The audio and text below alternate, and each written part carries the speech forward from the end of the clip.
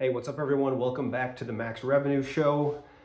This is our special series, The Diary of a New Producer, where we follow a new producer, we call him Ian Cognito, and give you a look behind the curtain into his journey about how he is building a book from scratch, hopefully to $1 million plus book of revenue.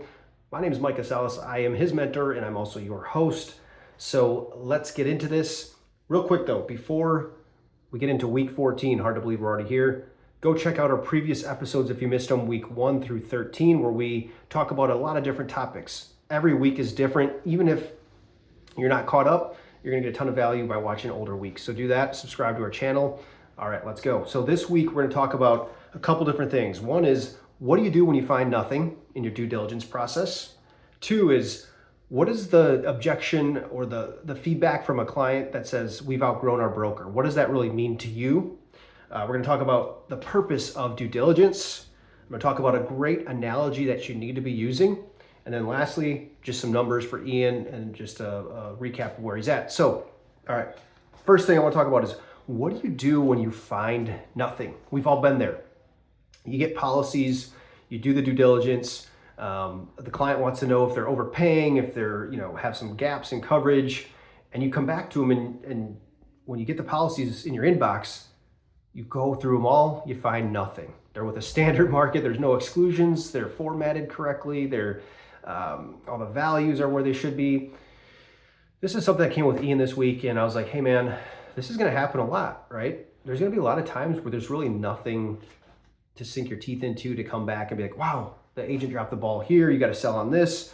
So a couple of things, one thing to not do, first of all, is to go back and make mountains out of molehills, right? You don't wanna go back and give a presentation and try to sell some crazy obscure coverage they don't have that you think they should have and think you're going to sell it on that.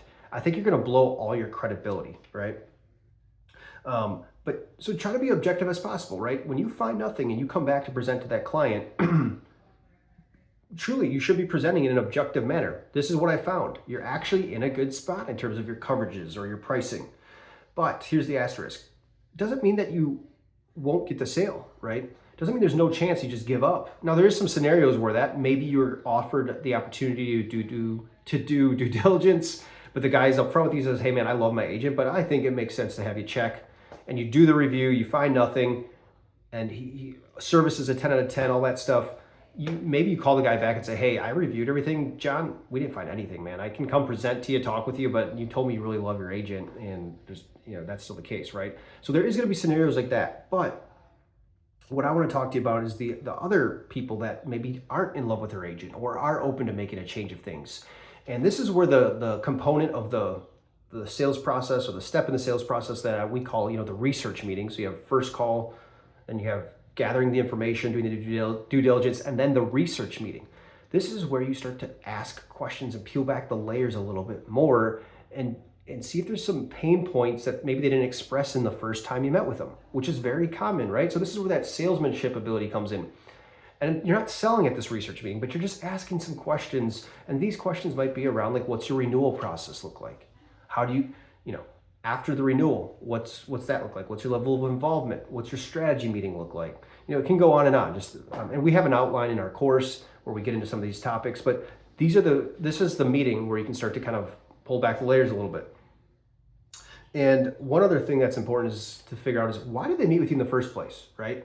So maybe it was that guy who just loves their agent and wanted to just make sure they're in a good spot. But everyone else, why did they meet with you? Okay, now this gets into my next point, which is something you'll hear in your meetings with prospects is, we feel like we've maybe outgrown our broker. We're growing, but we feel like we've maybe outgrown them. This is such a great opportunity for you as an agent who's out there prospecting, if you hear a prospect say this to you, because it signals that there's some underlying things, right, going on. And so if you review their policies, but you find no issues, but they said, hey, we feel like we've outgrown our broker, you need to make sure you get to the bottom of what they mean by that. That's a very vague term. And in your research call, you need to be asking questions about that. Hey, John, you mentioned you feel like you've maybe outgrown your broker. Can you just, what does that mean to you? What does that look like? And then just gather that information, soak it all up like a sponge, and then come back at your final presentation and address it.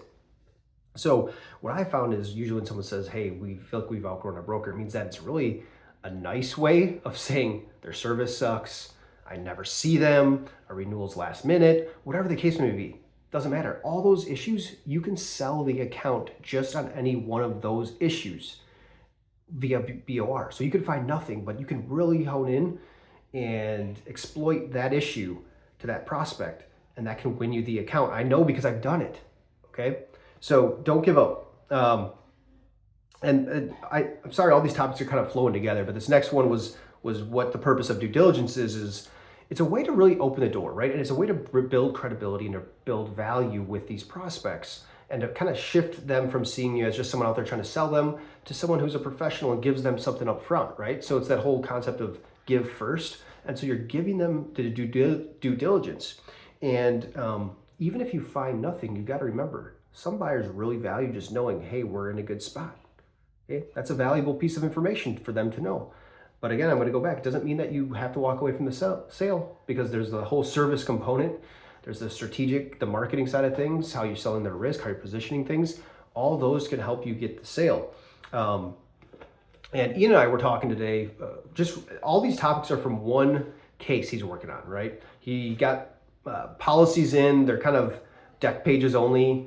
And he was talking about what he should do because he can't really do the due diligence. They're also with a standard market. They kind of look like traditional forms. And so all these topics we're talking about now are what Ian and I spoke about, and that's why I'm sharing them with you.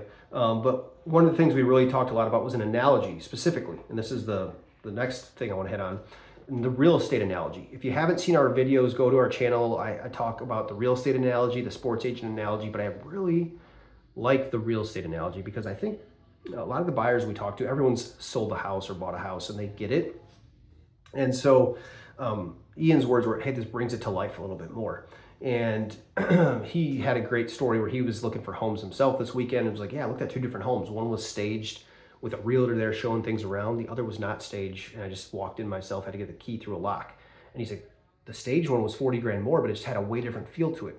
Okay, so when you're talking to buyers of insurance and prospects, these are the kind of things you share with them, right? And what you do as an agent is you help stage their risk, position them better, leverage your relationships, educate underwriters on why it's a good risk, right? And that's the difference. And so what I was telling him, as I said, it's kind of interesting. I think a lot of times buyers get so wrapped up in their head, like, hey, I have an agent, been with him for 5 years, I didn't find any issues, why would I change? But I would flip that around a little bit and say, well, okay, if you were a developer and every year you developed a property and used the same agent for the last 5 years, and this year, why would you use the same agent again? You don't have to use the same agent. A developer might take a listing meeting with a new agency to see how this different agency will sell this risk, right? And so when you're talking with business owners, it's the same kind of conversation when you're like, yeah, you've been with your other agent, but for this upcoming renewal, when you're about to list your risk in the marketplace and go to the renewal, like, you said you've outgrown your agent and all this stuff, and you're paying commission, you're paying 20 grand in commission. Here's what I would do for that commission. And here's my specific plan of how I would attack this upcoming renewal.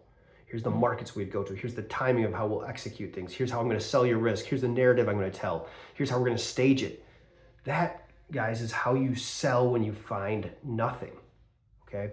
Doesn't mean you just skip the due diligence process altogether and try to pick up a BOR the first meeting. You can do that if you want to. I know there's people out there that have that approach, and that's cool if you want to do that. And say, hey, I want to talk about my strategy up front, first meeting, just get the BOR. I think still offering the due diligence brings value to your prospects.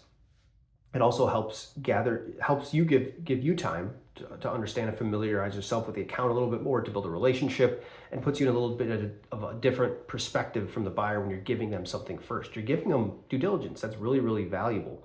I was at a firm, we were charging 15 grand to private equity firms for just doing due diligence, right? Just a one-time consulting fee.